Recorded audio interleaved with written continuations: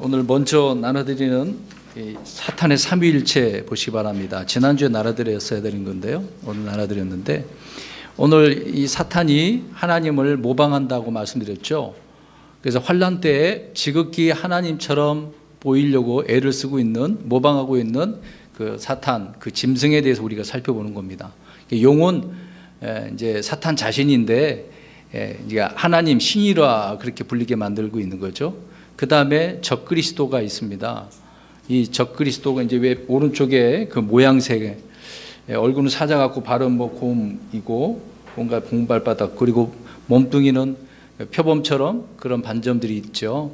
근데 이것이 다 복합적인 의미로 넷째 짐승, 넷째 왕국, 그렇게 나타나죠. 이게 적그리스도 왕국이 되는 것입니다. 이 자가 이제 그리스도를 가장한 적그리스도 역할을 하는 거죠. 그 다음에 오늘 이제 우리가 좀 이따 살펴볼 거짓된 자, 거짓말하는 영, 성령님 역할을 하고 있는 것입니다. 그러니까 이 삼위일체를 지금 우리가 살펴보고 있는 거예요. 하나님의 삼위일체가 아니라 사탄의 삼위일체. 그러니까 사탄도 꼭 하나님을 모방을 해서 많은 사람들을 미혹한다라고 하는 그런 부분입니다. 그래서 이 부분을 잘 이해를 하시고 오늘 들었으면 좋겠고요. 오늘 내용이 좀 깁니다. 중간중간에 제가 스킵할 것이 있으면 넘어가고 말씀 좀 드려야 되는 부분이 많이 있는 것 같아요. 오늘 요한계시록 27번째 계시록 13장에 있는 말씀인데요. 11절 18절에 나오는 땅에서 올라오는 짐승에 대해서 살펴보려고 합니다. 땅에서 올라오는 짐승. 우리가 지난번에 살펴보는 바다에서 올라오는 짐승에 대해서 살펴보았죠. 또 이 바다에서 올라오는 짐승은 깊은 구덩이에서 올라오는 적그리스도라고 하는 인물이다. 그래서 그 앞전에 구덩이에서 한 짐승이 올라왔다 그랬잖아요. 그것이 이제 바다에서 올라온 그자 적그리스도다. 그래서 그 적그리스도가 누군지 말씀드렸죠. 멸망의 아들이라고 하는 사탄의 그 아들이라고 하는 가룟 유다라고 하는 부분입니다. 자, 이런 부분은 우리가 성경을 통해서 살펴보아서 이제 답을 얻게 된 것이죠. 그러니까 성경이 말하는 부분만 우리가 그렇게 살펴보면 될 것입니다. 근데 계시록을 우리가 이렇게 우리는 성경을 통해서 찾아보고 그 답을 얻고 있지만 이해가 안 되고 대부분 이제 개신교단에서는 상징으로 풀어갑니다. 비유다. 또 신천지 같은 경우에는 예수님께서 다 비유로 말씀, 대부분 그런 식으로 풀어가는 거잖아요. 전혀 그렇지 않다라고 하는 부분입니다. 특히 이 계시록은 유대인들을 집중적으로 해서 그거를 말씀하고 있는 것이지 이 이방 땅, 이게 대한민국 전혀 아니라는 거죠. 근데 이것을 다 대한민국에 적용하는, 우리나라 사람이니까 그렇게 적용하려고 하죠. 미국 사람 같은 게 좀 왜곡시키는 사람은 미국에 적용하려고 하는 사람들이 있습니다. 그렇게 해석을 하면 안 된다는 것입니다. 우리 앞에서 잠깐 살펴본 걸 좀 검토를 하고 넘어갔으면 좋을 것 같아요. 우리 12장 살펴보았습니다만은 거기에 해로 옷 입은 여인, 사내 아이, 큰 붉은 용 이렇게 나오죠.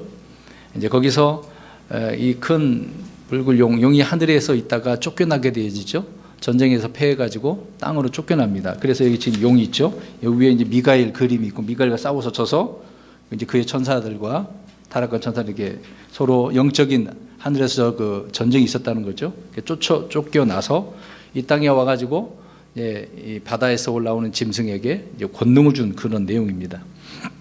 그래서 13장에서는 바다에서 올라오는 그 7머리와 10뿔을 가진 짐승이 일어나게 되어지죠. 또 7머리와 10뿔을 가진 그 붉은 용은 바로 이제 사탄인 것을 또 설명을 하고 있고, 또 그것이 또 이제 적그리스도에 대한 부분을 설명하는 내용이 있죠. 자, 이것을 바로 우리가 성경을 통해서 이렇게 알 수 있다라고 하는 부분입니다. 굳이 원어 들먹을 필요도 없는 거죠. 그냥 성경을 잘 찾아보면 답을 알 수가 있는 것입니다. 그리고 아까 잠깐 12장 말씀을 드렸습니다만은 해로 옷 입은 여인이 누군가? 이스라엘이다. 근데 이 해로 옷 입은 여인이 사내 아이를 낳았다. 그 사내 아이가 누구냐? 예수님이 아니라, 교회가 아니라 바로 이스라엘이 이스라엘을 낳은 거다. 그것이 14만 4천. 중간에 이제 이 사내 아이가 하늘로 올라가잖아요. 휴거했지 않습니까? 그래서 우리 비교를 해서 14만 4천이다. 그렇게 이제 살펴보았었습니다. 그래서 우리가 이 문자적인 부분을 바르게 이해를 해야 된다라고 하는 부분입니다. 근데 이 문자적인 해석을 오해하는 부분이 많이 있는 것 같아요. 문자적 해석이라고 하는 것은 그 의미를 문자적으로 설명해 주신다라고 하는 그런 의미입니다. 말씀을 통해서 해석이 된다는 거죠. 그게 이제 문자적 의미인데 많은 사람들이 이 부분을 좀 오해를 하고 있는 부분이 있습니다. 그래서 이 하늘에 있는 큰 붉은 용, 이 용을 사람들은 그래서 안 믿어지니까 신화적인 그런 동물이다, 상징적 동물이다, 그렇게 얘기합니다. 그러나 분명 우리가 계시록 12장 9절에서 보면은 큰 용은 옛뱀, 마귀, 사탄, 온 세상을 속이는 자라고, 그게 문자적으로 해석을 한 거 있지 않습니까? 그게 이제 문자적 해석이잖아요. 이제 그런 노력을 안 하니까, 또 안 믿어지니까 안 되는 것입니다. 그러니까 성경은요, 부지런한 사람이 하나님 말씀 많이 알 수 있어요. 깨달을 수 있습니다. 우리가 세상에서도 게으르면 굶어 죽는 것이 아니겠습니까? 하나님 말씀도 그래요. 부지런한 사람이, 열심히 찾는 사람이 찾는 겁니다. 광맥을 찾듯이 광부가 그렇게 찾아 나가는 사람을 찾는 것이거든요. 근데 너무도 오늘 현대 그리스도인들 가운데 이렇게 게으른 사람이 많아요. 공부도 안 하려고 하고, 하나님의 자녀가 됐으면 하나님에서 알려면 성경을 읽어야 되고 성경을 통해서 배워야 되는데 그건 안 한다는 거죠. 예수님께 그렇지 않습니까? 내게 와서 배우라. 근데 예수님이 와서 애기 갔는데도 안 배우고 그냥 육신적인 삶을 살아가는 사람들이 많이 있는 거죠. 그래서 우리는 문자적 이런 부분을 잘 이해하고 넘어갔으면 좋겠습니다. 계속해서 좀만 더 설명합니다. 지난주에 우리 살폈던 13장 바다에서 올라오는 큰 짐승을 우리가 보는데요. 이 짐승은 용과 마찬가지로 7머리와 10뿔을 가지고 있어요. 용도 그렇게 있는데 근데 뭔가 다른 점이 있다고 말씀드렸죠. 근데 하늘에서 떨어진 것이 아니라 바다에서 올라왔다라고 하는 부분이고, 바다 괴물이 아니다라고 하는 부분입니다. 진짜 그냥 바다에서 올라오는 큰 짐승이다. 그래서 지하에 깊은 구덩이가 있다고 그랬지 않습니까? 그래서 바다에서도 올라오고 오는 이제 땅에서도 올라오는 이야기입니다. 이제 뒤에 좀 이따 가서 한 번 더 이 부분을 더 설명 또 드릴게요. 그래서 그 짐승의 정체는 분명히 성경이 말씀하고 있기 때문에 우리가 누구다라고 또 지난 시간에 다 살펴보았습니다. 그러니까 누구의 견해가 이렇더라 그렇게 하지 말자는 거죠. 우리는 성경이 말하는 것에만 신경 쓰고 그대로 믿고 나가면 되는 겁니다. 유명한 사람 뭐라고 했다고 해서 그대로 따라가지 말라. 왜 제가 이런 이야기 하냐면 우리나라 지금 옛날에 예전에 이 계시록 의뢰에서 많은 사람이 넘어진 거 아시잖아요. 시한문 종말론도 많이 나오고 또 우리 뭐 신천지도 있고 다 사람 말에 사람들 확인도 안 하고 그대로 따라가는 거지 않습니까? 조금만 읽어보면 되거든요. 비교해보면 되는데 그걸 안 하기 때문에 그렇게 오해를 하고 있다라고 하는 부분입니다. 그래서 오늘 이 부분은 다니엘서 7장 18절, 22절, 27절을 보면 이 말씀이 짝을 이루고 있고 배경이 그대로 같다라고 하는 것을 우리 말씀해 주고 있습니다. 그래서 지난 시간에 다니엘서를 좀 우리가 살펴본 내용이 있었던 거죠.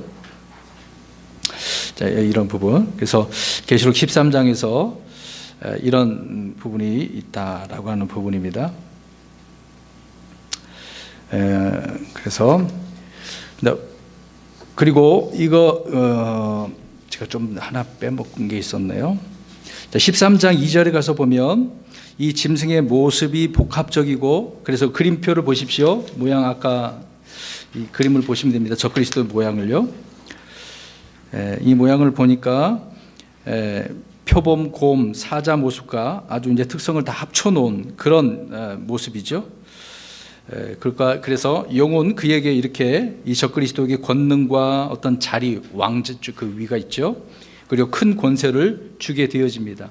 그래서 바다에서 올라온 짐승은 이 세상의 신이고 공중 권세 잡은 통치자.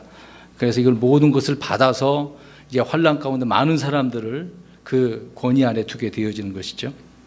그렇지만 그렇게 하고 있다가 얼마 지나가서 머리와 오른팔에 치명적인 그 상처를 입게 되어진다고 말씀드렸습니다. 그랬는데 죽은 것 같았었는데 다시 살아났어요. 이 사건을 통해서 온 세상이 그를 따르게 되고 경배하게 되어지죠. 그래서 13장 그 전반부가 10절까지가 이 짐승에 대해서 이렇게 말씀을 하고 있다라고 하는 부분입니다. 그래서 많은 사람들이 이 용과 짐승을 경배하게 된 때이기 때문에 그 당시 얼마나 큰 문제가 되겠습니까?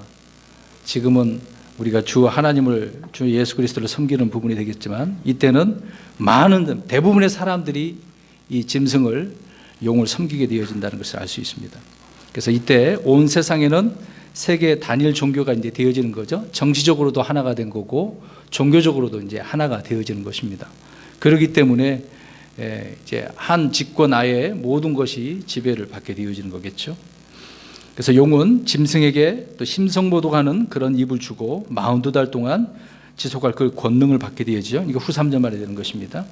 짐승은 그래서 입을 벌려서 하나님을 대적하고 또 모독하고 그분의 이름과 그분의 성막과 하늘에 거하는 자들, 하늘에 있는 자가 되겠죠. 그들을 모독했다라고 하는 내용을 이렇게 우리가 살펴보았습니다.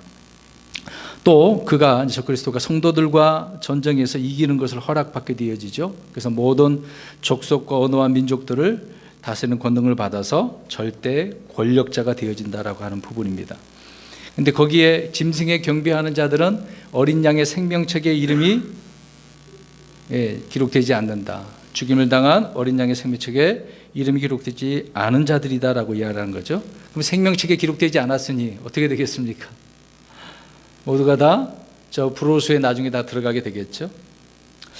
자, 반면 이때 짐승에 경배하지 않은 수많은 사람들이 분명히 있을 것입니다. 근데 그러한 자들이 다 대부분이 죽임을 당하게 되어지는 거죠. 그래서 목이 잘려나가고, 그래서 제단 아래에 죽은 그 혼들이 하나님 앞에 호소를 하죠. 저들을, 원수들을 갚아달라고, 좀 더 기다려야 된다라고 하는 또 주님 메시지가 또 있었던 거죠. 아무튼 이들의 죽임당한 혼들은 구원받게 되어지는 부분이죠. 이들은 우리랑 신약교회 성도들이 아니다라고 하는 부분입니다. 환난 성도인 거예요. 남은 자들, 죽임을 당한 자들이죠. 구분을 하셔야 됩니다. 그래서 주님께서 왕국 복음을 전할 때 하신 말씀이 있는데요. 마태복음 10장 39절에 그대로 적용됐습니다. 자기 생명을 찾는 자는 그것을 잃을 것이요 나로 인하여 자기 생명을 잃는 자는 그것을 찾으리라. 그러니까 환난 때 이 말씀처럼 그대로 된다는 것입니다. 그래서 목숨을 다 내어놓아야 되고 하는 그런 부분이 되겠습니다. 자, 이런 말씀이 여기만 기록된 게 아니라 마태복음 16장 25절에도 기록되어져 있고 요한복음 12장 25절에도 이 자기 생명을 사랑하는 자는 잃게 되어진다라고 하는 부분입니다. 그러니까 환난 때는 그렇게 되겠죠.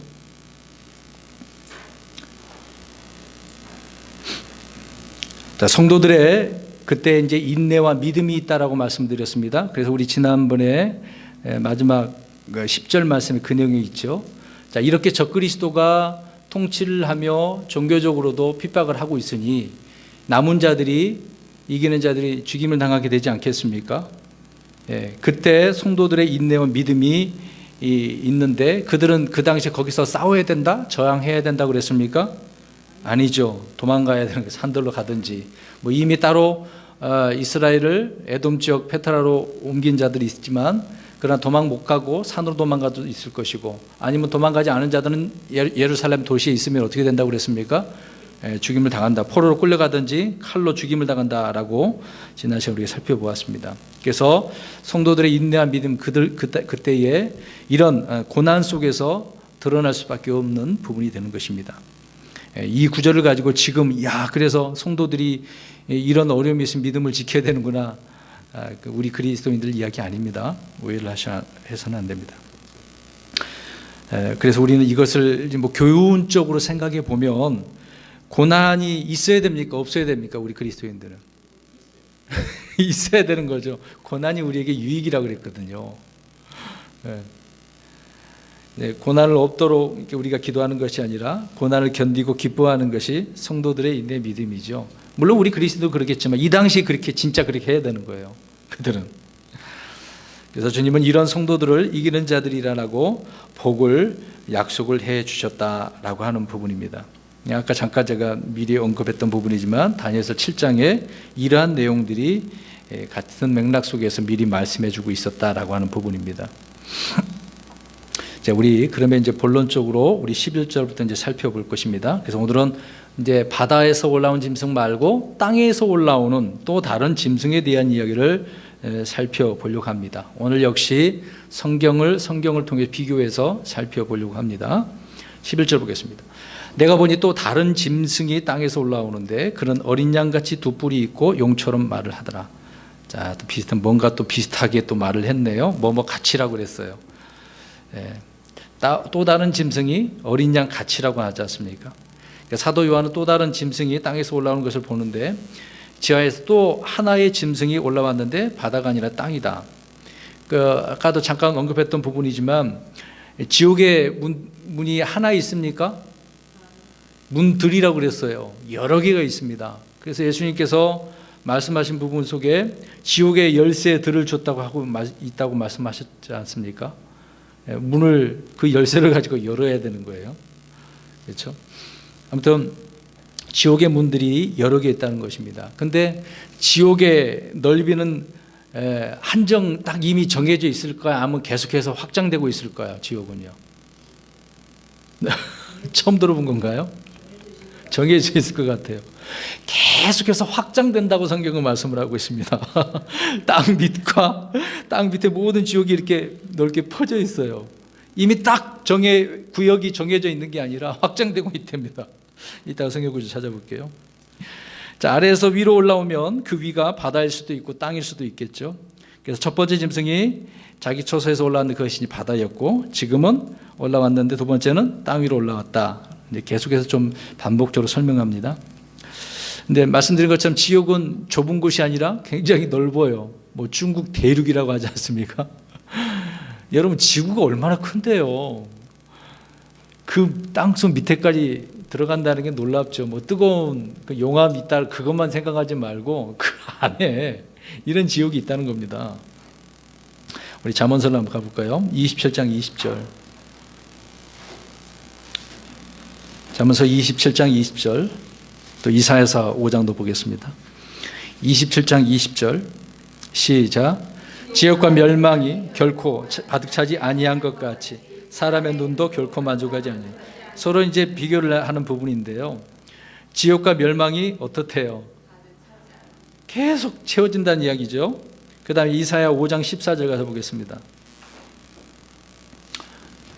갈자들이 많다는 겁니다. 그러니까요. 이사야 5장 14절 시작. 그러므로 지옥이 자기를 확장하고 한량없이 자기 입을 벌렸은즉 또 기뻐하는 자가 거기로 내려가리라. 세상의 영광을 추구하는 자들은 다 일로 들어가는 거네요. 그러면 자, 보세요. 지옥이 자기를 확장하고 있네요. 한량없이 자기 입을 벌리고 있네요. 지금도 벌리고 있어요.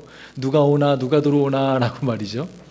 이미 간 자도 있고 갈 자들도 있고 그렇습니다. 이제 이것이 이제 지옥에 있는 자들 나중에 불옷으로 다 던져지게 되는 거죠.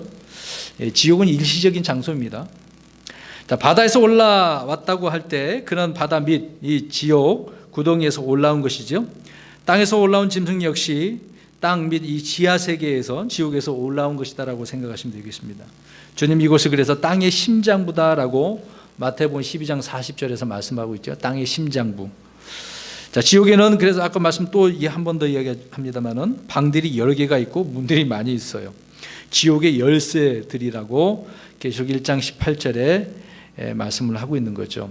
그래서 깊은 구덩이도 문이 있고 열쇠가 있다라는 것을 우리가 알 수 있습니다. 바다에서 올라오는 첫 번째 짐승이 7머리에 10뿔을 가진 짐승이었는데 이 땅에서 올라온 사도 요한이 두 번째 지금 이 짐승은요 어린 양같이 두 뿔이 있고 용처럼 말한다라고 되어져 있습니다. 그러니까 이 두 짐승은요 지금 누구하고 연관되어져 있어요? 용. 그러니까 삼위일체 하나 지금 이야기를 하고 있는 겁니다. 자, 용은 사탄으로서 자신이 하나님처럼 그래서 흉내를 내고 적그리스도는 자신을 예수 그리스도처럼 가장을 하는 겁니다. 근데 이 두 번째 짐승은 누구로 지금 가장하고 있는 거예요? 설명을 했지 않습니까? 여기 거짓 대언자는 누구를 이해하는 거라고 아까 말씀드렸어요. 예, 성령을 흉내낸다. 이제 어린 양같이 두 뿔이 있지만 그는 용처럼 말을 하고 있네요. 생긴 모양은 양이지만 그는 용의 말을 합니다. 주님의 아버지 하나님의 말씀을 하는 게 아니라 주님의 말씀을 하는 게 아니라 용의 말을 하네요. 그의 역할은 말을 하는 겁니다. 그러니까 이 거짓 대언자 이 양처럼 생긴 이 짐승은 이 짐승의 역할은 주로 무엇을 하는 사역이다? 말을 한다. 말을. 대언자 역할을 한다는 겁니다. 근데 이 참 대언자가 아니라 거짓 대언자라는 거죠. 저는 예전에 계시록 읽을 때 이런 자가 우리 교인들에게, 지금 오늘 신약교회 성도들에게 이렇게 직접적으로 이 때인 줄 알고 저는 그 생각을 했어요. 물론 지금도 사탄은 거짓말하는 영을 통해서 이렇게 거짓 대언자들을 통해서 교사들이라고 표현해야 되겠죠. 그런 말을 합니다. 근데 대활란때 지금 그렇게 한다는 겁니다. 계시록 16장 13절 가서 보십시오. 19장 20절에도 말씀하고 있는데 16장 13절 보겠습니다. 어떻게 사람들을 거짓말하고 있는지 보겠습니다. 사람들에게요. 16장 13절 시작. 또 내가 봄에 개구리 같은 부정한 영 셋이 용의 입과 짐승의 입과 거짓 대언자 입에서 나오더라. 네. 부정한 영 여러 가지로 뭐 거짓말하기도 하겠죠. 용의 입, 짐승의 입, 거짓 대언자의 입. 네. 개구리 같은 이런 부정한 영이 이 셋에서 입에서 나왔다. 그러니까 결국은 지금 무엇을 이야기? 오늘 유인물대로 뭘 얘기하는 거예요? 사탄의 삼위일체. 그렇죠? 자, 비둘기 같은 거룩한 영은 아버지의 영, 그리스도의 영, 성령님을 말하고 있지 않습니까? 그래서 우리는 이 셋을 거룩하신 하나님의 삼위일체라고 우리는 그렇게 우리 주 아버지 하나님, 성삼위 하나님을 그렇게 우리가 믿습니다. 근데 사탄도 이렇게 하고 있네요. 또 계시록 19장 20절 보십시오. 자, 오늘 주로 이런 일들을 환란 때, 후 3년 반 때 이런 일을 하는 겁니다. 자, 계시록 19장 20절 시작. 짐승이 잡히고 또 그 앞에서 기적들을 행하던 거짓 대언자도 그와 함께 잡혔는데 그런 짐승의 표를 받은 자들과 그의 형상에 경배하는 자들을 기적들로 속이던 자들아, 이 둘이 산채로 유황으로 불타는 불호수에 던져지고, 나중에 이제 던져지는 그런 장면인데요. 이 짐승이 잡혔다라고 하면서 그 앞에 기적들을 행하던 거짓 대언자, 이 거짓 대언자가 말만 할 줄 알았더니 무엇도 행하는 거예요? 기적도 행하네요. 와, 놀랍네요. 그렇게 한 이유가 있습니다. 왜 이런 기적도 이 거짓말을 해서 많은 사람들을 속이는가? 그런 내용들을 좀 더 살펴보겠습니다. 자, 여기에서 짐승이 잡혔다고 그랬어요. 이 짐승은 적그리스도고 바다에서 올라온 짐승이죠. 근데 거짓 대언자는 땅에서 올라온 짐승이고요. 자, 그거를 표시를 해놓으면 좋을 것 같아요. 그래서 거짓 대언자가 하는 일이 바로 아까 말씀드린 것처럼 기적을 행한다. 그래서 사람들을 속여서 이 짐승의 표를 받게 하고 그 형상에게 경배하게 하는 겁니다. 오늘 이제 그 내용이 다 나와 있는 부분이에요. 많은 사람들이 많이 두려워할 겁니다. 짐승의 표 666, 좀 이따 말씀드리겠습니다만은 저 진짜 이게 굉장히 고민됐었습니다. 장로교 때, 청년 때 신학교 다니면서 이게 뭘까 막 물어봤는데도 뭐 그때 교회 전도사님 제대로 대답을 못 해줬거든요. 굉장히 그래서 혼란스러웠어요. 들어보시면 간단한 문제입니다. 자, 용, 짐승, 거짓 대언자의 역할이 정확하게 아까 우리 아버지 하나님께서 아버지, 아들, 성령의 사역을 모방하고 있다라는 것을 우리는 알 수가 있습니다. 자, 아버지께서 아들을 보내시고 그분이 죽고 부활하신 후에 성령을 보내시고 그렇게 하시지 않았습니까? 그런 것처럼 요건 거짓 대언자가 죽은 자 같았다가 치명적인 상처가 났고 다시 살아나자 거짓 대언자를 보내는 겁니다. 그러니까 하나님께서 하셨던 것처럼 똑같이 이렇게 하고 있네요. 예수님께서 또 성령님을 보내시지 않습니까? 올라가시면 성령이 오셨잖아요. 그런 것처럼 똑같이 한다는 이야기입니다. 그래서 우리 성령님은 지금 이 성령님이 하시는 일이 무엇입니까? 여러분, 이제 여기 중요한 이야기입니다. 오늘 바로 이 짐승, 두 번째 짐승도 하는 일이 똑같아요. 그러면 예수님께서 하늘로 올라가시고 지금 성령님께서 우리에게 계시지 않습니까? 그럼 이 성령님께서 하시는 일이 뭐냐고요?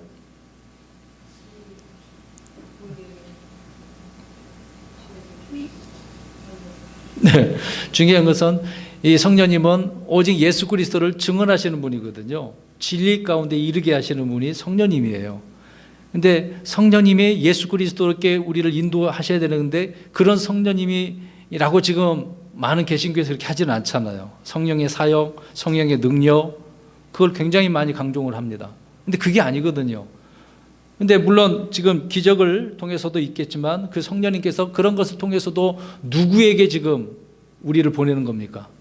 예수 그리스도에게. 그리스도를 이렇게 누군가라는 것을 알려주시는 분이 성령이거든요. 그래서 거짓 대언자 역시 이적과 이런 권능을 행한다. 또 비교하는 겁니다. 성령님께서는 예수 그리스도를 높이고 그분을 증언하고 믿게 하는 거죠. 그런 것처럼 거짓 대언자 역시 짐승을 높이고, 첫째 짐승입니다. 적그리스도 정치, 그를 높이고 그를 증언하고 믿게 하는 겁니다. 그러니까 이 두 번째 짐승은 오로지 첫째 짐승을 믿어라, 경배해라, 그 일을 하는 거. 그래서 기적을 표현하면서 많은 사람들에게 이제 속이고 있는 거죠. 마치 하나님인 것처럼. 그래서 첫째 짐승은 정치적인 권력을 잡고 있고, 둘째 짐승은 종교적인 그런 지도자다라는 것을 또 우리가 알 수 있습니다. 근데 이 짐승이라고 그러니까 물론 여기 표현을 이렇게 그림 통해서 하지만은 사람이에요. 어떤 자라고 나와 있으니까 그것도 이따가 또 살펴봅니다. 성경을 잘 그래서 왔다 갔다 하는 것 같지만 그게 그건데 혼란스러울 수도 있지만 이해를 할 수 있을 것입니다. 자, 11절이 그런 내용의 말씀입니다. 그래서 용처럼 어린 양같이 두 뿔을 가지고 있고 용처럼 말을 했네요. 자, 12절입니다. 그가 첫째 짐승 앞에서 첫째 짐승의 모든 권능을 행사하고 또 땅과 그 안에 거하는 자들로 하여금 첫째 짐승 곧 치명적인 상처가 나온 자에게 경배하게 하니라. 앞에서 말씀드렸던 내용들이 다 이제 여기 있습니다. 자, 땅에서 올라온 짐승이 하는 일이 뭐예요? 모든 권능을 행사하고 있네요. 첫째 짐승에. 그리고 같은 일을 하고 있는 것입니다. 이 짐승은 땅과 그 안에 거하는 자들로 하여금, 그래서 첫째 짐승 곧 치명적인 상처가 나은 자에게 경배를 하고 있네요. 많은 사람들을 경배하라고 그렇게 이제 유혹을 하고 있는 거죠. 자, 보세요. 다시 이야기합니다. 그러면 이 땅에서 올라온 짐승은 자기를 섬기라고 하고 있는 건가요? 아니죠. 누구를? 적그리스도 첫째 짐승을. 이걸 이해하자는 겁니다. 자기를 믿으라고 하거나 섬기라고 하지 않고 있다라고 하는 부분입니다. 그래서 사역의 초점은 첫째 짐승에게 있는 거죠. 그래서 그는 치명적인 상처가 나은 자를 증언하고 있다. 성령님께서는 결코 자기를 믿으라고 섬기라고 경배하라고 하지 않으신 것처럼 이 거짓 대언자도 그렇게 똑같이 따라하고 있는 거예요. 왜 자꾸 이야기를 하냐면 그 당시에 환난 있는 많은 사람들이, 믿지 않는 불신자들이 이것을 보고 누구라고 섬기고 있는 거예요. 하나님이라고 섬긴다, 그 얘기를 하고 있는 겁니다. 겉으로는 지금 이렇게 성경에서 짐승이다라고 표현을 하고 있지만 그때 많은 믿지 않은 사람들은 다 하나님이라고 생각을 하고 있다는 거죠. 그래서 자꾸 왔다 갔다 설명을 드리고 있는 겁니다. 그래서 마귀들의 사역이 얼마나 이렇게 하나님과 비슷하게 되어져 있는지를 우리는 이해를 해야 됩니다. 굉장히 유사하기 때문에 그렇습니다. 그러니까 너무 유사하기 때문에 사람들이 어떻게 해요? 잘 속는 거예요. 지금도 속는 것처럼 그때는요, 눈으로 보이기 때문에 다 속는 겁니다. 다. 지금 우리는 보는 것으로 믿는 거 아니잖아요. 보이지 않는 걸 믿는 거 아닙니까? 근데 지금 여기 이 자리에서 뭔가 눈에 보이는 것이 현상이 나타났다고 생각해 보세요. 다 놀랄걸요, 아마. 놀라 잘 빠질 겁니다. 왜? 그거 진짜 나타났으니까. 근데 이 당시에는 실제적인 것이란 말입니다. 말로 하는 게 아니에요. 안 보이는 걸 믿으라는 게 아니라 눈에 보이는 것이기 때문에 너무도 유사하다는 것입니다. 그래서 많은 사람들이 하나님으로 그렇게 섬기고 있는 거죠. 여러분, 위조품은 진짜 같아야 돼요? 가짜 같아야 돼요? 진짜 같아야죠. 팔아먹으려면 가짜인데. 그렇습니다. 그래서 마귀가 빛의 천사로 가장을 하는 것처럼 자신을 하나님이라고 이렇게 속인다라고 하는 부분입니다. 그래서 거짓 대언자는 말로만 속이는 것이 아니에요. 이때는 이 둘째 짐승은 말만 하는 게 아니라 큰 이적, 권능, 표적을 통해서 사람들을 속이게 되어진다라고 하는 부분입니다. 얼마나 많은 사람이 넘어질지 훤하겠죠. 자, 그렇다면 우리는 속지 않기 위해서 필요한 것이 뭐겠습니까? 물론 환난 때도 마찬가지죠. 속지 않기 위해서 뭐가 필요합니까? 그렇죠. 말씀이죠. 주님의 기준이 되는, 척도가 되는 그 말씀이 필요한 것입니다. 지금도 그렇고 환난 때도 그렇고. 체험이나 느낌이 아니라는 거죠. 지금 경험 신학, 느낌 신학, 신학까지 붙여갖고 하는 경우 있어요. 근데 그게 다 아니라는 것이죠. 그래서 얼마나 하나님을 믿지 못하도록 만드는 거겠습니까? 그 경험 신학이 한참 유행을 했었거든요. 제가 신학교 다닐 때 맨 그런 얘기만 하더라고요. 뭐 칼바르트가 뭐 어쩌고 맨 신학 이야기만 했어요. 성경은 안 가르쳐주고. 예. 그러다 보니 그것을 배운 학생들이 나중에 이제 목사가 됐다고 생각해 보세요. 뭘 가르치겠습니까? 왜 이런 것만 가르치는 거죠. 경험해야 된다고. 그래서 이제 그 묵상하게 만들고 뭔가 체험적인 것을 많이 강조하지 않습니까? 그런 게 기준이 아니다라는 겁니다. 그러면 보겠습니다. 그러면 이 거짓된 둘째 짐승이 무엇을 가지고 사람들에게 이제 또 미혹할까요? 근데 그것이 뭐냐 이 말이에요. 지금 우리는 뭘 갖고 있는 거죠? 성경이죠. 마찬가지입니다. 그때도 그걸 성경이라고 하겠죠. 어떤 성경인지 모르겠습니다만은. 그래서 그는 땅과 그 안에 거하는 모든 자들에게 첫째 짐승을 증언하고 그를 경배하라고 둘째 짐승이 그렇게 한다는 것입니다. 성령님께서 모든 사람들에게 하시는 것처럼 똑같은 거죠. 12절이 이제 그런 내용입니다. 자, 13절입니다. 그가 큰 이적들을 행하되, 자, 이적들을 행했네요. 사람들 눈앞에서 불이 하늘로부터 땅 위로 내려오게 하고, 와, 놀랍네요. 불이 하늘로부터 땅 위로 내려오게 했어요. 여러분, 말 한마디 했는데, 기적을 딱 행했는데 불이 떨어졌다고 생각해 보세요. 놀랍죠?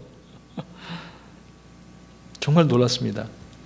큰 이적들을 이렇게 행하는데요, 이것을 보면서 사람들이 믿게 될 수밖에 없는 거죠. 그러니까 왜 이 자가 거짓 대언자라는 것을 우리가 쉽게 알 수 있습니다. 근데 좀 책을 주석을 좀 찾아보니까 물론 정확하게 추측입니다. 누가 이제 그러면 이 거짓 대언자 사람인데 그럼 그 자는 누굴까? 적그리스도는 가룟 유다라고 그랬고, 그러면 둘째 짐승 이 자는 거짓말하는 자인데 사람들을 속이는 누굴까? 이제 신명기에 나오는 발람이다. 발람은 이방 거짓 대언자 대표잖아요. 이제 그렇게 주장하는 사람이 있습니다. 물론 정확히 나오지 않기 때문에 모르지만 앞뒤 정황을 살펴보면 그 역할을 하는 자. 왜 그러냐면 나중에 이제 바벨론 종교가 나오지 않습니까? 그 바벨론이 바알을 섬기는 거거든요. 지금 대부분 카톨릭이 다 바알을 니므롯 그 계열을 다 섬기는 거 아닙니까? 이게 바알이거든요.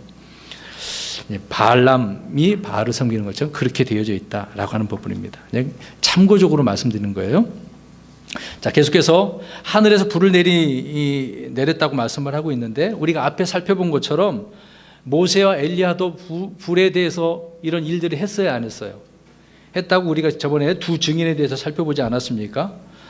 모세를 대적했던 자들이 있었는데 하나님께서 불을 내리셔가지고 그들을 심판했다고 민수기 11장에 말씀하고 있지 않습니까?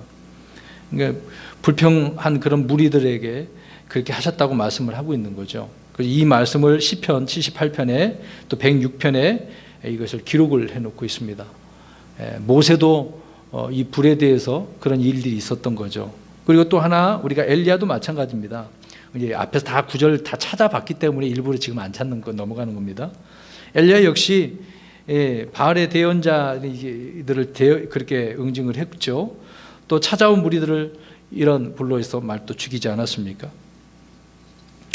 그러니까 모세와 엘리야가 이런 일을 했던 거예요. 자, 이런 내용이 있는데, 그러면 우리가 또 생각을 해보겠습니다. 지금 두 증인은 언제 활동하는 자들이라고 그랬습니까? 앞에서 살펴봤잖아요. 후 3년 반이라고 했잖아요. 근데 이 둘째 짐승도 지금 이 42달 동안 이렇게 하고 있는 거예요. 그러면 보세요. 두 증인도 지금 불과 물로 기적을 하고 있네요. 그런데 지금 이 자도 지금 똑같이 이런 일을 하고 있으니까 어때요? 많은 사람들이 그거를 보고 여기도 있고 저기도 있고. 근데 이제 두 증인은 죽지 않습니까? 적그리스도에 의해서. 그런데 살아서 부활해 올라가죠. 자, 보시기 바랍니다. 아무튼 환란 때가 참 놀라워요. 두 증인이 있고 이 자가 또 거짓 대언자 하는 일을 보면 알 수 있습니다. 자, 이런 부분 속에서 역사적인 그 예를 더 우리가 살펴보는데요. 얀네와 얀브레가 있죠. 이 두 사람 모세를 대적한 사람 아닙니까? 모세가 행했던 표적과 기적을 따라하지 않습니까? 뭐 뱀도 만들고 그런 부분이 있습니다. 또 여기서 1장 16절에 가서 우리가 예를 많이 들지만 사탄 이야기 나오죠. 사탄이 이제 돌아다니다가 하나님의 아들이라고 하는 그 전사들을 같이 하나님 앞에 가서 욥을 고소하고자 하지 않습니까? 그런 고소한 자라고 했잖아요. 그럴 때 이제 이 사탄이 어떻게 했습니까? 욥을, 그 가족들을 하늘에서 뭘 내려가지고, 그렇죠. 그래서 이것을 본 이제 욥은 거기 있지 않았으니까 그 종들이 와가지고 고하잖아요. 욥기서 1장 16절에 보면은 하나님의 불이 하늘에서 내려와갖고 이렇게 됐다. 그렇게 했어요. 그래서 욥도 그런 줄 알고 다른 친구들도 그런 줄 알고 많은 사람들이 하나님의 불이라고 그랬어요. 근데 여러분 누구 불이었어요? 그렇죠. 이제 왜 이 얘기를 찾아서 이야기하냐면 오늘 이 둘째 짐승도 이렇게 한다는 겁니다. 하나님께서 하시는 것처럼 보인다는 거죠. 그래서 이 불은 하나님이 내린 불이 아니라 사탄이 욥을 시험하기 위해서 내린 불, 그런 불처럼 그 둘째 짐승도 그렇게 한다라고 하는 것입니다. 그래서 많은 사람들이 오해를 하고 있는 거죠. 그래서 사람들은 초자연적인 권능과 이적과 표적에 대해서 너무도 약해요. 그냥 그런 현상을 눈으로 보면 믿을 수밖에 없어요. 내가 직접 봤는데 뭐 그 경험이 그냥 딱 새겨지는 거예요. 아무리 하나님이 아니다라고 해도 눈으로 본 이상은 못 벗어나는 겁니다. 환난 때가 그렇게 된다는 거죠. 그래서 잘 속는 겁니다. 특히 스스로 지혜롭다고 하는 사람들이 이런 영적인 문제에 있어서는 쉽게 속는 거예요. 그래서 대부분 이단에 빠진 사람들이 누가 많이 빠질까요? 네, 똑똑한 사람, 교수들이 굉장히 많습니다. 통일교 문성명 앞에 다 이게 절한 사람이 다 대부분이 교수들이잖아요. 놀랍습니다. 이렇게 속이고 있다라고 하는 내용이 13절 말씀입니다. 그래서 이런 놀라운 일도 행하네요. 후 3년만 때. 14절입니다. 또 그 짐승의 눈앞에서 기적들을 행할 권능을 소유하여 그 기적들로 땅에 거하는 자들을 속이며 또 땅에 거하는 자들에게 말하여 속인다 그랬죠. 또 말도 하네요. 그들이 칼로 상처를 입었다가 살아난 그 짐승을 위해 형상을 만들게 하더라. 경배를 하라고 하면서 또 그 경배 대상에 뭘 만들려고 그래요? 형상을. 거짓 대언자의 사역이 철저히 어디에 초점을 맞추고 있는 거예요? 누구에게? 첫째 짐승에게. 아주 똑같아요. 성령님께서 하신 것처럼. 근데 아까도 잠깐 언급을 했습니다마는, 자, 이런 것을 보면 오늘날 많은 교회에서 지금 무슨 시대라고 그래요? 은혜 시대 말고 성령의 시대라고 표현하지 않습니까? 근데 말이 옳지는 않잖아요. 자, 보세요. 지금 이것을 설명을 하고 있면서 성령님에 대한 이야기를 했습니다마는, 성령님은 오직 누구에게만 초점을 맞추고 있다고 그랬어요? 예수 그리스도. 근데 예수님이 아니잖아요. 요새 은사주의자들은 눈에 보이는 거, 은사에만. 맞지 않다라고 하는 부분입니다. 여러분, 거짓 대언자는 그 짐승의 눈앞에서 기적을 행할 권능을 이렇게 소유하고 있습니다. 기적들로 하는 일은 땅에서 거하는 자들을 어떻게 하는 거다? 속이는 거다. 그러면 여러분, 이 땅에 있어야 돼요, 없어야 돼요? 없어야 돼요. 예수 믿고 하늘로 이렇게 휴거하라고 그렇게 얘기를 했는데도 이 땅에 있고 싶은 사람은 도대체 어떻게 하겠다는 거예요? 이런 자들이 눈으로 보이면서 이렇게 속이는데 다 넘어가는데요. 정말 제대로 이제 환난 가운데 좀 남은 자, 그런 사람들이 아닌 이상은 어쩔 수 없습니다. 그래서 이런 세상을 속이는 자인데, 이 일에 거짓 대언자가 주도적으로 이렇게 한다라는 것을 알 수 있습니다. 계속해서 14절 보십시오. 칼로 상처를 입었다가 살아난 그 짐승을 위해 형상을 만들게 하더라. 형상을 만드네요. 여러분, 사람들은 자기도 이제, 특히 유명한 사람들은 자기가 이제 죽을 것을 알고 뭘 하나 그리게 합니까? 조상화 같은 거 있잖아요. 특히 영국 같은 경우에는 우리나라 왕들 같은 경우는 대부분이 조상화 있어요, 없어요? 있잖아요. 좋아하는 거예요. 그를 만들기를 좋아합니다. 가톨릭에 가보면 맨 앞에 있는 게 뭐예요? 그렇죠? 우리 형제님이 잘 알고 있습니다. 경험을 하셨기 때문에. 그런 형상들이 다 있지 않습니까? 뭐 예수상, 브라질 가보면 큰 먼 상이 있어요. 브라질 저도 안 가봤습니다. TV에 많이 나오잖아요. 브라질 가보면 무슨 산인지는 모르겠습니다만은 엄청난 그 상이 있는데 예수 그리스도 상이라고 있어요. 이게 손 벌리고 있는 상 있지 않습니까? 예수상. 그렇게 마귀는 여기저기에서 이렇게 세웁니다. 근데 우리 그리스도인들은 어떨까요? 이 형상 만들까 안 만들까요? 있어요. 진짜 만들어요. 자기만의 여기다 목에다가는 십자가 들고 다니면서 그리고 이거 이제 십자가도 만지면서 하나님 앞에 기도하고 희한한 것 같아요. 보이지 않는 거를 왜 십자가를 붙들면서 확 붙들면서 들어달라고 그렇게 의지를 하는지 모르겠습니다. 왜 이런 얘기를 하는지 이해를 하셔야 되죠. 자꾸 이런 형상을 만들게 하는 거다. 뭐 다종교도 마찬가지죠. 다종교는 100% 이런 형상이 있습니다. 그래서 형상을 그러면 왜 만드는 겁니까? 그 형상에 놓고 뭘 하라고? 그 다른 말로 경배하라, 섬기라고 하는 거죠. 맞습니다. 대환란 때도 사람들은요, 이제는 지금 이 세계에 있는 많은 형상이 아니라 어떤 형상을? 아니, 금지까지 다. 짐승의 형상인데 그 짐승의 형상은 어떤 짐승이다? 첫째 짐승이다? 둘째 짐승? 첫째 짐승이다. 첫째 짐승의 형상을 세우게 되고 경배하라고 말하고 있는 거죠.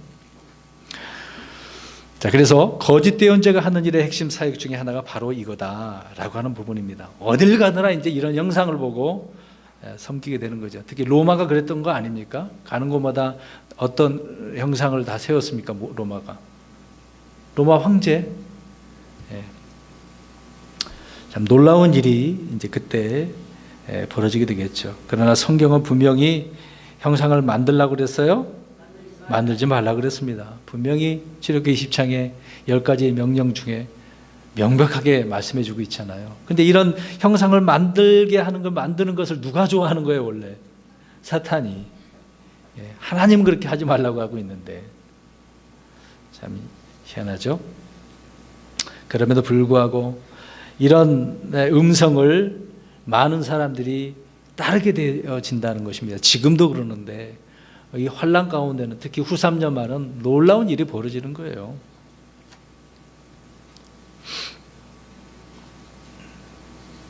자, 형상을 만들거나 세우거나 거기에 절하라라고 하는 어떤 가르침도 하나님에게서 나온 것이 아니다라고 하는 부분입니다. 그래서 뭐 누구 이렇게 만들어 놓은 누구 사람을 대상으로든지 형상이든지 우리가 섬겨서는 안 되겠죠. 그래서 우리 이런 부분은 성경을 통해서 참과 거짓을 분별해야 된다라고 하는 겁니다. 자, 여러 번 또 이야기했던 예화이긴 하지만 설명드리면 여러분 우리가 집회가 있지 않습니까? 집회 감별할 수 있는 감별법이 뭐겠습니까? 진패 위패를 감별할 감별법. 어떻게 하면은 가짜 돈, 진짜 돈을 잘 구별할 수 있겠습니까? 맞습니다. 그거예요. 간단한 이야기예요. 자꾸 가짜에만 신경 쓸 필요가 없어요. 진짜만 알면 가짜는 쉽게 알 수 있다는 겁니다. 그러니까 성경도 진짜 성경을 알면 가짜가 뭔지를 알 수가 있어요. 근데 진짜 성경, 진짜를 접하지 않았으니 어떻게 알겠습니까? 진짜를 알면 가짜 하나라도 자동적으로 알 수밖에 없어요. 근데 후3년반 때 어떻게 구별해 내겠습니까, 여러분? 여러분, 모든 게 눈으로 보이는 것보다 다 이렇게 증거로 드러나는데 어떻게 하겠습니까? 넘어갈 수밖에 없겠죠. 자, 거짓 대언자는 왜 적그리스도 형상을 만들게 하겠습니까? 사람들 눈에 보이는 형상을 만들기 좋아하는 그런 본성이, 습성이 있고 또 이렇게 다른 걸 좋아하죠. 그래서 이스라엘은 항상 무슨 문제로 빠졌습니까? 시험에 꼭 빠졌죠. 가나안 땅에 우상 문제 때문에. 그러니까 들어가기 전서부터 얼마나 그 40년 동안 그런 훈련을 했겠습니까? 그런데도 불구하고 들어가서 그냥 다 손발 다 내려놓았던 거죠. 율법이 어디 있어? 그나마 믿음의 사람만 지켜나가고 있고 대부분은 그렇지 않았다는 겁니다. 분별할 수 없는 거죠. 그래서 금송아지를 만드는 일은 이집트에서 나올 때부터 몇백 년이 지나도 이스라엘에게서는 해결이 안 됐습니다. 이게 민족적으로 이스라엘은 문제가 많아요. 지금도 그렇습니다. 언젠가 얘기했습니다만 전주 소망교회 김재근 목사님이 이제 목회자 모임에 와서 뜻없이 무슨 사진 하나를 보여주는 거예요.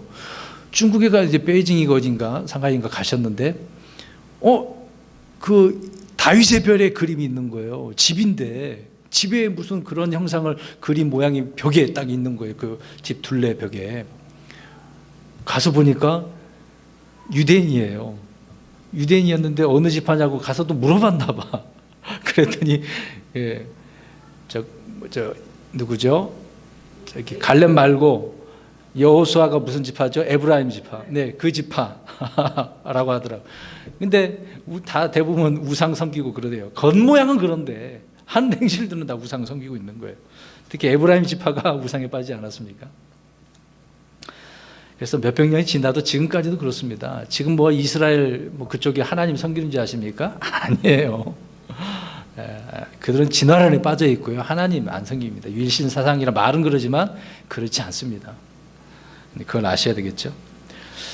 그래서 어느 종교나 신들에 대한 이런 형상이 있습니다. 그것은 그 이유는 사람들이 그것을 원하기 때문에 그러는 거죠. 그래서 우리 흔히 기독교 백화점에 가면 예수 그림 있지 않습니까? 유명한 서양 배우의 그림을 놓고 예수님 사진 그려놓고, 그렇죠? 어떤 사람이 막 갔는데 이게 뭐지 하고 사진 딱 찍었는데 예수님이 그 바닥 땅에 그 예수님 그 얼굴이라고 그러고. 여러분 정말 그렇게 믿어본 적 있지 않습니까? 없으신가요? 그러면 다행이에요. 저는 예전에 몰랐습니다. 그래 그게 예수님이야? 어떤 성화 그림이라고 저는 그게 진짜 예수님 그림인 줄 알았어요. 과거에 때는. 그때는 또 몰랐죠. 다 거짓말이었다는 것을 나중에 알았습니다. 자, 적그리스도는 우상과 형상을 사용하는 우상 숭배자인데 그 스스로가 우상 목자다라고 성경은 말씀을 하고 있습니다. 스가랴 11장 13절에 그 내용 뭐냐면 유다가 얼마에 예수님을 파는지 그 내용이 나와 있어요. 은 30개로 예수님을 판 그 유다에 대한 이야기가 나오죠. 근데 거기 그 다음 17절에 보면은 우상 목자다라고 나와져 있습니다. 우상. 근데 보세요. 우상은 영어로 뭡니까? 영어로 아이돌. 흔히 이제 연예인들 가수들 보면 아이돌이라 그러잖아요. 우상. 근데 대부분의 이제 현대 역본들은 이 아이돌을 아이들로 바꿔놨어요. 이게 무슨 말이냐? 우상 목자를 게으른 목자로 바꿔놨단 말입니다. 우상으로 안 보게 만들어 버린 거죠. 그랬으니 사람들 어떻게 알겠습니까? 그런 성경으로.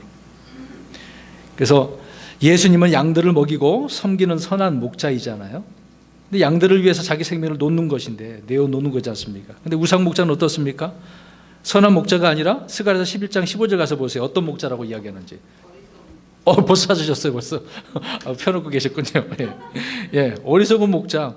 어리석은 목자가 양떼를 돌보겠습니까? 안 돌보는 거죠. 또 어린 양 잃어버린 양도 찾지도 않을 뿐더러 또 상한 자가 있으면 고쳐줘야 되지 않습니까? 근데 그러지도 않는다는 거죠. 먹이지도 않고 오히려 누구 배만 불리고 있다고 그래. 자기 배만. 그런 내용이 스가랴서에 기록되어 있습니다. 그것이 바로 선한 목자가 아니라 우상 목자이기 때문에. 그러니까 지금 둘째 짐승이 이런 목자라는 겁니다. 거짓말로 많은 사람들을 속여서 첫째 짐승인 적그리스도를 섬기게 한다라고 하는 부분입니다. 그 내용이 이제 14절이었고요. 오늘 15절입니다. 몇 절만 하면 되겠습니다. 또 그의 짐승의 형상에게 생명을 줄 권능을 소유하여 그 짐승의 형상이 말도 하게 하고 그 짐승의 형상에게 경배하려 하지 않은 자들은 다 죽이게 하더라. 자, 이게 또 놀라운 일이 또 하나 생겼네요. 자, 형상을 만들게 했어요. 그 다음에 그 형상에게 무엇을 줬어요? 와, 생명을 줄 권능도 있었나 보네요. 놀랍습니다. 그럼 이제 보세요. 짐승을 하나 만들어 놨는데 말을 해요. 여러분 지금 우리나라에도 곳곳마다 산에 가 보면 그런 형상들이 많이 있는데 거기다가 이제 두 손을 이렇게 빌면서 복을 빌고 그래요. 네, 말한 거 보셨습니까? 없죠. 지금 그런 거 없어. 근데 환란 때 이런 일이 있대요, 없대요? 엄청납니다. 만들어놨는데 말까지도 하잖아요. 여러분 놀라운 일이에요. 이거 그냥 우리는 이 글을 읽고 이렇게 믿고는 있지만 진짜 그런다고 생각해 보세요. 지금. 근데 지금 그런 일은 없습니다만은 후 3년만 때 이런 일이 벌어진대요. 놀랍습니다. 그러니까 그 형상이 나무나 돌, 금, 은으로 만든 조각상이 아니라 이제 그런 거이긴 하는데 말을 한다고 하면은 놀라운 거죠. 야, 그러면은 우리 하나님께서 사람을 이제 창조하실 때 흙으로 사람을 지신 하나님의 코에 숨을 싹 불어 넣으시니까 뭐가 되었다? 살아있는 혼. 살아있는 혼이잖아요. 우와, 놀라운 행위네요. 근데 사탄은 하나님께서 창조하신 것처럼 혼을 불어 넣지는 못해요. 근데 어떤 본능을 가지고 있대요? 생명을 불어 넣을 수 있는 그런 권능이 있대요. 혼이 되게 할 수는 없지만 생명을 말을 하게 할 수 있는 그런 능력이 있는 거네요. 생명을 줄 권능을 소유하고 있으면 분명하다라고 하는 부분입니다. 그러니까 사탄은요 이런 능력자예요. 그래서 우리 스스로 사탄을 이길 수가 없어. 예수님이 아니면은 이길 수가 없는 거죠. 지금 은혜의 시대는 그래서 우리는 마귀를 대적해서 이길 수 있지 않습니까? 근데 불신자들은 이길 수가 없고, 근데 대환란 때도 마찬가지입니다. 이런 사탄을 또 이 둘째 짐승, 첫째 짐승 어떻게 이기겠습니까? 아무튼 생명을 줄 권능이 있어서 그 형상이 말을 할 수 있게 했으니 놀라운 일이 또 벌어지게 되어지는 거죠. 근데 거기에 가서 사람들이 이제 말까지 하고 있으니 어떻게 하겠습니까? 너도 나도 없이 갈 수밖에 없어. 성기로 한번 가보자. 무슨 일이? 여러분, 우리 형님 계시지만은 간혹 하다가 해마다 그런지 몇 년마다 그런 일이 벌어져요. 그래서 마리아 상이든 예수님 그런 형상에 의해서 막 눈에서 피가 흘렀다. 있죠. 예, 그런 있죠. 그러면은 그런 거 분명히 있다라 한다면 그 소식이 진짜인지 아닌지 그런 걸 다 떠나서 간다니까요. 진짜로 가요. 숨기러. 그곳에 가서 한번 만져보고 복을 빌어보고. 근데 환란 때도 그렇다는 겁니다. 이건 농담이 아니고요. 진짜 사람들이 이렇게 가게 되어진다는 겁니다. 꿈인 것인데도 불구하고 가는 거예요. 참 희한하죠. 또 마귀가 또 그렇게 또 만들 수도 있겠죠. 자, 이 첫 번째 짐승은 두 번째지만 첫 번째 짐승은 예루살렘이 있어요. 그때 그 도시에 있는 거 아닙니까? 지금 쫓겨나긴 했는데 예루살렘 온 겁니다. 그러니까 그런데 그를 경비하기 위해서 만든 형상이 입을 열어 말을 하네요. 짐승의 형상에게 또 경배하려고 하지 않은 자들 또 죽이기도 하고, 참 이런 일들이 이렇게 되어지는 것입니다. 자, 시편 115편 4절에서 8절 보십시오. 앞부분만 우리 한번 읽어보겠습니다. 다 읽어야 되겠네요. 시편 115편 4절에서 8절. 자, 이때 환란 때도 이렇게 되어지는 거죠. 미리 예언을 해놨습니다. 115편 4절에서 8절 좀 길지만 읽겠습니다. 시작. 그들의 우상들은 은과 금이요 사람들이 손으로 만든 것이라. 그것들을 입이 있어도 말하지 못하고 눈이 있어도 보지 못하며 귀가 있어도 듣지 못하고 코가 있어도 냄새 맡지 못하며 손이 있어도 사용하지 못하고 발이 있어도 걷지 못하며 목구멍으로 말도 하지 못하니라. 우상들을 만드는 자들도 우상들과 같으며 우상들을 신뢰하는 모든 자도 그와 같도다. 뭐 아무 말도 못하는데 뭐 하지도 못하는데, 근데 이제 환란 때는 말까지 하고 있으니 생명이 들어갔으니 놀랍죠. 자, 성경에 따르면 사람들이 만든 우상은 헛것이고 생명이 없다라고 이야기합니다. 그러나 거짓 예언자가 형상에 생명을 부여하면 정말 놀라운 일이 벌어지는 거죠. 그래서 대환란 때 짐승이 통치하는 42개월 동안, 후 3년만 동안 이 땅에서 이런 일이 벌어진다. 여러 가지 일들이 있지만 그 중에 하나예요. 지금요. 이 한 부분만 봐도 와, 주님이 오셨다 이제 다 섬기는 거 아닙니까? 놀라운 일이 벌어지는 겁니다. 짐승의 형상이 말을 할 때 유대인들조차 저것은 우상이 아니다. 성경에 따르면 우상들은 말을 할 수 없다. 그런데 저 형상은 말을 한다고 하면서 어떻게 할까요? 속는 거예요. 속는 거. 제대로 된 사람이 어디 있겠습니까? 우리 하박국서 보겠습니다. 2장 19절.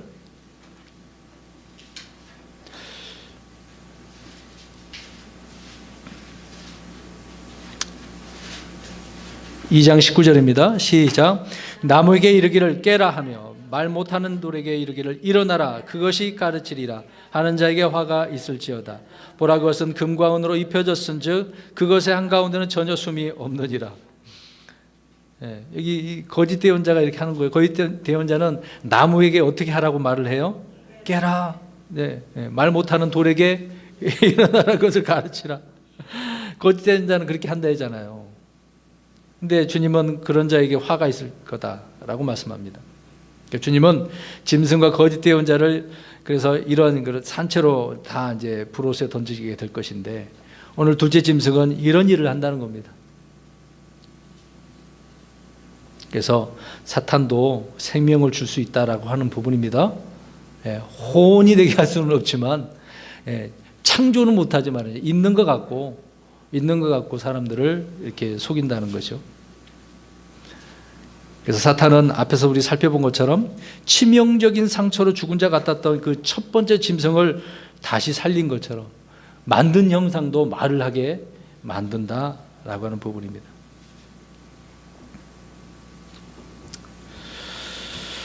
에, 16절 가서 보겠습니다. 16절, 오늘 본문의 16절입니다. 그가 모든 자 곧 작은 자나 큰 자나 부유한 자나 가난한 자나 자유로운 자나 매인 자에게 그들의 오른손 아래나 이마 안에 표를 받게 하고. 이제 문제입니다. 이제 각양각색의 사람들을 다 이제 어떻게 하고 있는 거예요? 자, 첫째 짐승은 섬겨야 된다. 그리고 또 어떻게 한다? 형상을 만들게 한다. 그 다음에 무엇을? 만약에 철저히 이거를 섬기게 하려고 하기 위해서는 뭐 하나 이제 딱 제동장치를 건드려 놓은 거예요. 표가 있어야 돼. 이 표 문제, 저 역시도 이 표 때문에 아까 잠깐 얘기했습니다만 저도 계시록 읽어봤거든요. 학생 때. 고등학교 때였어요. 기도원 옆에서 좀 파란 그 책 너덜너덜하게 진짜 읽어봤습니다. 학생 때였는데 계시록 때 읽어봤잖아요. 이게 뭐지? 고민하더라고요. 이 표? 이거 어떻게 해야 되지? 그래서 물어봤다고 아까 제가 있지 않습니까? 그랬더니 뭐라고 그러냐면 이 바코드, 카드 뭐 이런 거 다 물어봤어요. 잘 모르겠어요. 모르겠다고 전수사님이 그러더라고요. 자, 이 표를 받게 하네요. 짐승의 표. 모든 사람은 짐승에 경배하고 짐승의 표를 받으라고 하게 되어진 것입니다. 그래서 오늘날 지금 현재 이 은혜의 시대에 이 부분이 교회에다 적용을 하다 보니 오해가 생긴 거죠. 그래서 그러면 보겠습니다. 여러분 상표마다 다 뭐가 있어요? 그거를 뭐라고 그래 사람들이? 666. 왜 그 숫자가 다 이제 666이라고 그러지 않습니까? 또 요즘에는 베리칩이 생겨서 사람들 그것 때문에 많이 고민했을 거예요. 유튜브 보면 다 나와요. 그거 잘못 보면 믿게 됩니다. 안 보는 게 좋습니다. 이제 베리칩이 짐승의 표라고 하면서 외치고 있습니다. 몸속에다가 칩을 하나 딱 집어넣으면 모든 것이 그걸로 다 되기 때문에 다 해야 된다. 그래서 이거 어떻게 되냐고. 어떻습니까? 지금 이게 이 짐승의 표가 있겠습니까? 없겠습니까? 없다는 겁니다. 지금 없고 이때 후 3년만 때 있는 거예요. 베리칩이든 이 666 이 짐승의 표 이때 그때 있는 겁니다. 이제 베리칩은 그런 말도 될 수 없는 거고. 자, 본문을 잘 보시기 바랍니다. 표를 받게 하는 것이 언제이죠? 표를 받게 하는 게 대환란 후 3년 반 때, 후 3년 만에 해당하는 시기입니다. 짐승의 형상이 세워지고 그에게 경배할 때란 말입니다. 지금이 아니잖아요. 그러니까 이거를 잘 나눠서 보면 아닌 건 확실하잖아요. 거짓말에 속지 말라는 겁니다. 짐승의 표는 짐승의 형상에 경배하는 사람들에게 주어진 표시입니다. 저와 여러분은 짐승에게 경배하고 있습니까? 아니잖아요. 성도들이 구원받은 후에 물로 침례를 이제 받고 성령으로 인침을 받죠. 우리가 그래요. 근데 거짓 예언자는 짐승의 형상에 경배하는 혼들에게 무엇을 준다고요? 이 표. 우리도 성령님의 인치를 받지만 지금 이게 둘째 짐승이 지금 이렇게 하고 있다는 말입니다. 그러니까 누구를 따라하고 있는 거예요 지금? 성령님을 따라하고 있다. 짐승의 표는 적그리스도의 교인들, 교도라는 그런 신분증 아니겠습니까? 나는 적그리스도 섬기는 자입니다. 어디 가든지 그 표가 그렇다는 얘기겠죠. 근데 이 짐승의 표는 누가 주는 거라고요? 거짓 예언자, 거짓 예언자. 네. 근데 잘 보세요. 이걸 또 잘못 해석을 해가지고 저 이 미국에서 정부가 이렇게 주고 있다. 또 어떤 날은 뭐 사회보장국에서 이거 준다. 그런 말들을 많이 합니다. 분명히 누가 주는 거예요? 거짓 예언자가 준다니까요. 거짓 예언자. 93년만 때. 저와 여러분은 걱정할 필요가 없어요. 666 짐승의 표, 베리치 그런 걱정할 필요가 없습니다. 우리랑 전혀 상관이 없고 전혀 상관이 없기 때문에. 그러면 이제 이마 표 이 영어로는 in이라고 그러니까 이마 안에다가 손 여기 안에다가 근데 성경에는요 그렇게만 되어져 있지 않아요. 위에도 있어요. open이라고 하는 단어가 있고 in이라고 하는 단어가 있어요. 안에 위에 다 똑같아요. 근데 하나만 이야기하면 안 됩니다. 자, 인이라고 하는 말은 피부 속, 몸속을 말하는 것이 아닙니다. 이마, 손의 그 범위, 경계를 나타내는 말이죠. 물론 영어 그 전치사나 뭐 그런 단어들을 살펴보면 여러 가지 용례가 있습니다.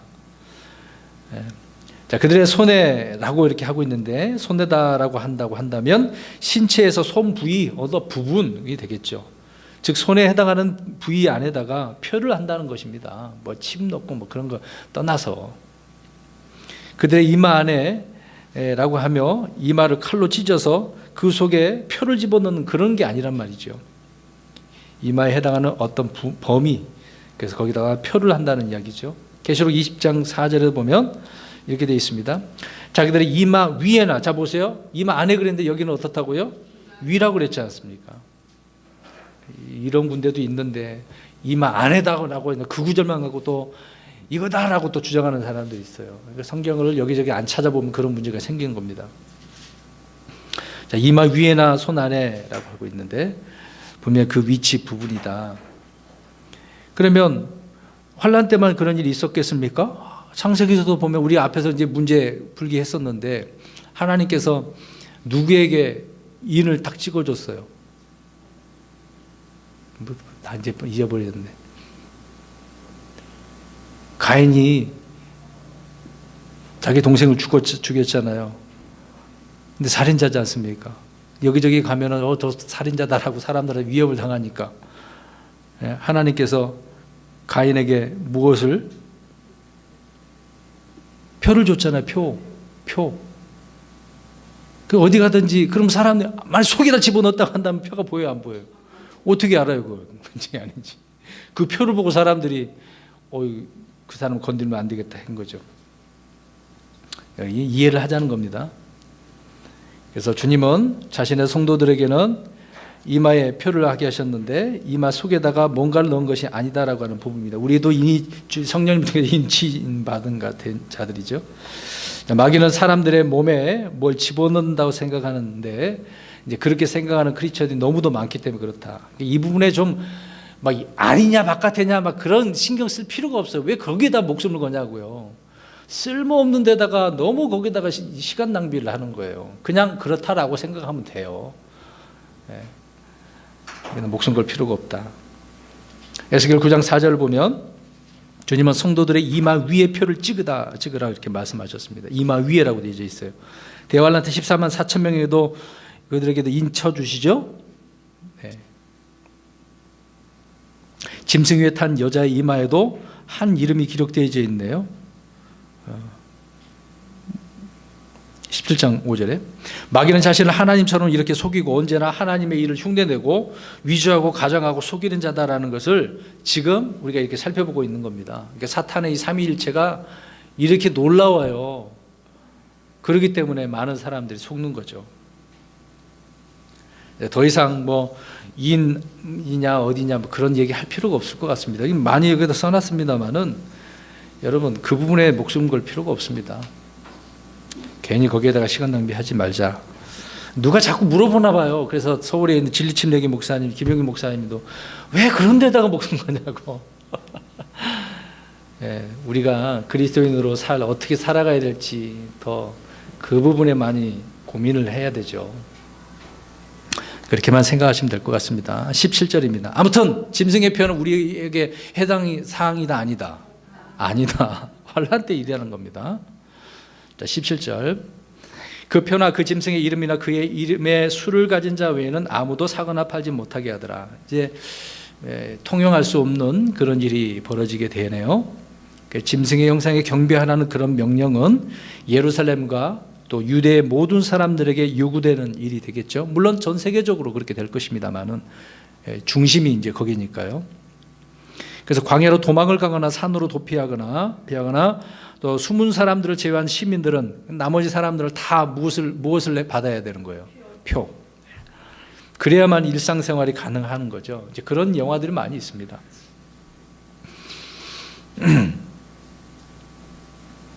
분명히 이 부분은 대환란이라고 하는 부분이 되는 거고요. 17절에 그래서 이런 통용하지 못하도록 만드는 것입니다. 자, 주님께서 다니엘에게 마지막 날들에 일어날 그 일들을 말씀해 주셨는데요. 내 민족과 거룩한 도시라고 말씀을 하셨습니다. 계시록 12장 13장의 사건이 모두 이런 예루살렘의 성전을 중심으로 일어난다라고 하는 그런 점이죠. 그래서 용은 하늘에서 떨어져서 예루살렘으로 내려간 거예요. 그리고 여자가 낳은 그 사내의 아이를 삼키려고 했지만 사내의 아이는 휴거해서 올라갔죠. 그런데 그 남은 성도들, 남은 자들과 싸우려고 했던 건 아닙니까? 이제 그런 일을 지금 이렇게 하는 거다라고 이제 이야기하고 있는 거예요. 이런 것 여러 가지가 있지만 그 중에 하나로 이렇게 핍박을 하는 거다라고 하는 부분입니다. 우리 마가복음 13장 14절 보겠습니다. 그래서 예루살렘 유대에 있지 말아야 된다라고 하는 그런 구절입니다. 마가복음 13장 14절.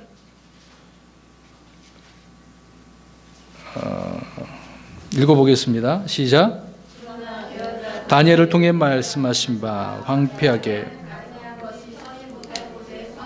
너희가 보거든 읽는 자는 깨달을지어다. 그때 유대에 있는 자들은 산으로 도망할지어다.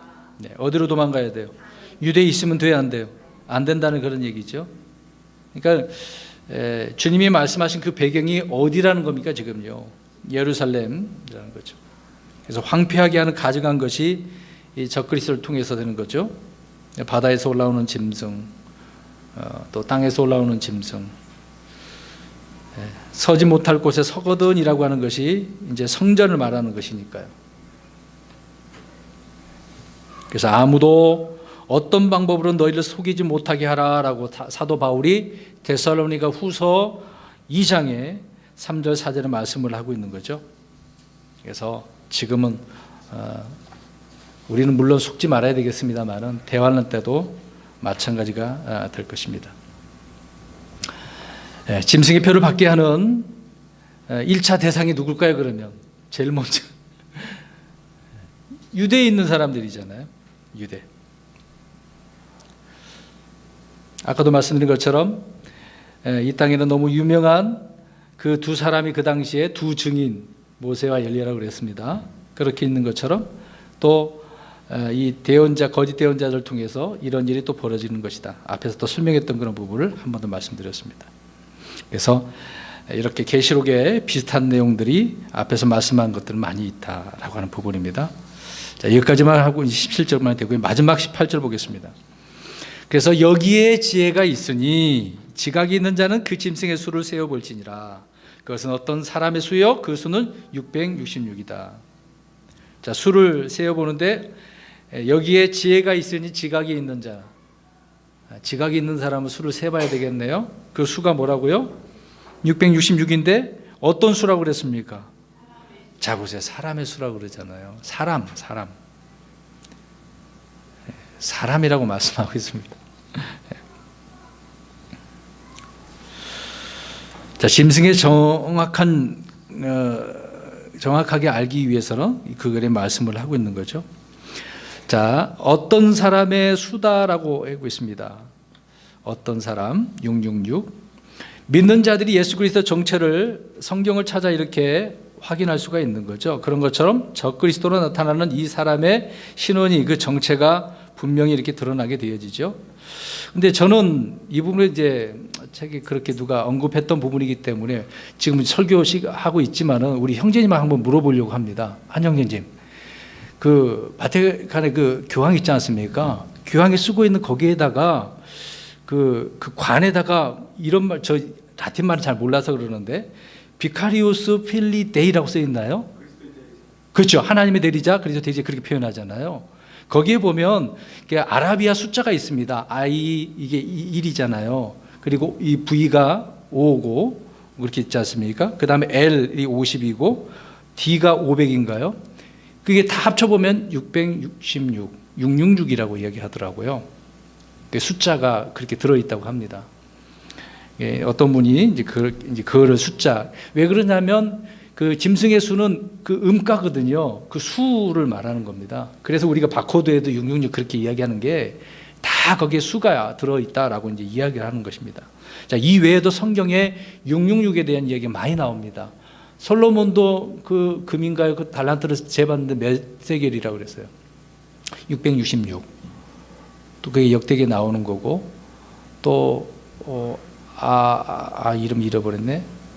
거기도 지금 666이라는 언급이 구약에도 굉장히 많이 있습니다. 그리고 또 악한 자들, 거짓 예언자들 그 이름의 음가 역시 수가 666이라고 하는 그런 부분이 있다고 합니다.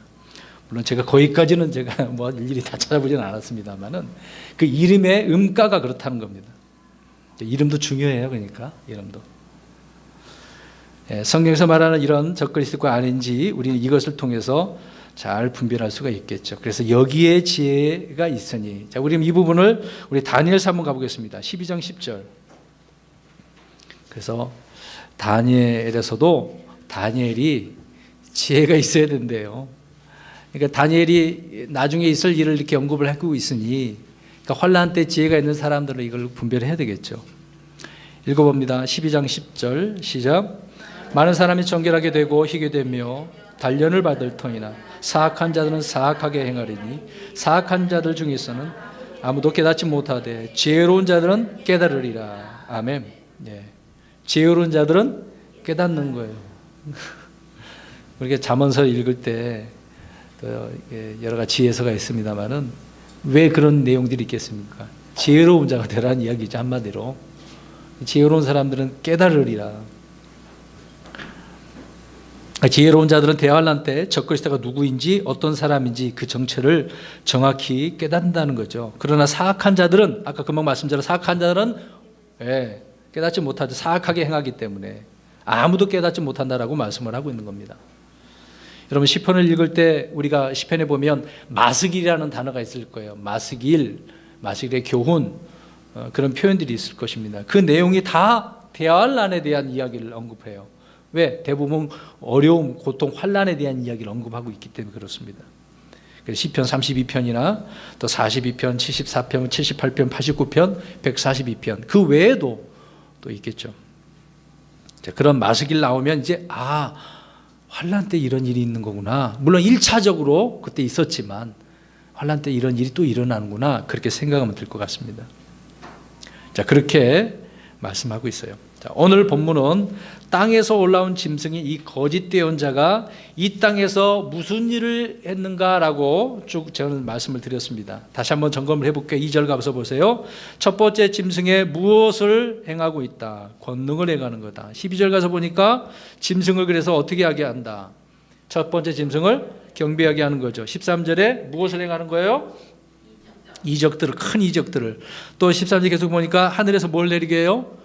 불을 내리게 하고 14절에 기적들로 사람들을 어떻게 합니까? 속이고 있네요. 그리고 16절에 짐승의 표를 받게 하네요.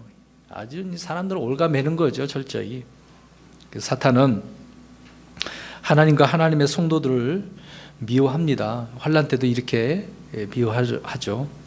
사탄은 하늘에서 이렇게 쫓겨나서 땅에 와서 여자의 씨와 그 남은 자들을 환난 때 얼마나 이렇게 멸하려고 여러 가지 일들을 꾸미는지 알죠?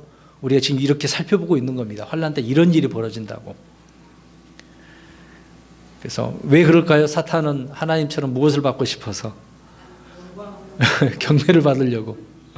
안 되는 걸 자꾸 해보려고 애를 쓰고 있는 거예요. 안 되는 거를. 안 되는 거를 그렇게 해. 분명히 성경에는 다 드러나잖아요. 이렇게 우리가 살펴보면요. 사탄은 하나님의 구원 계획과 사역과 왕국 등을 그대로 이렇게 흉내 내가면서 많은 사람들을 속이고 있다. 그 사람들의 욕망이 신들이 되고 있는 것처럼 그런 거죠. 그러나 모두가 우상 숭배자들이 될 뿐이라는 것을 알 수 있습니다. 환난 때는요. 이래서 용과 짐승과 거짓 대언자, 다시 한번 이 그림을 보십시오. 그림. 큰 용, 거짓, 그 다음에 적그리스도, 거짓 대언자, 사탄의 이 삼위일체가 이 땅에서 하나님 행색을 하고 있는 거예요. 성삼위 하나님을 그대로 모방을 해서 하니 나만 하겠습니까? 다 거기에 미혹당해서 결국 다 죽는 거죠. 통치를 받고. 그런 일이 후 3년 반 때 이루어진다. 그래서 오늘 땅에서 올라온 짐승에 대해서 살펴보았습니다.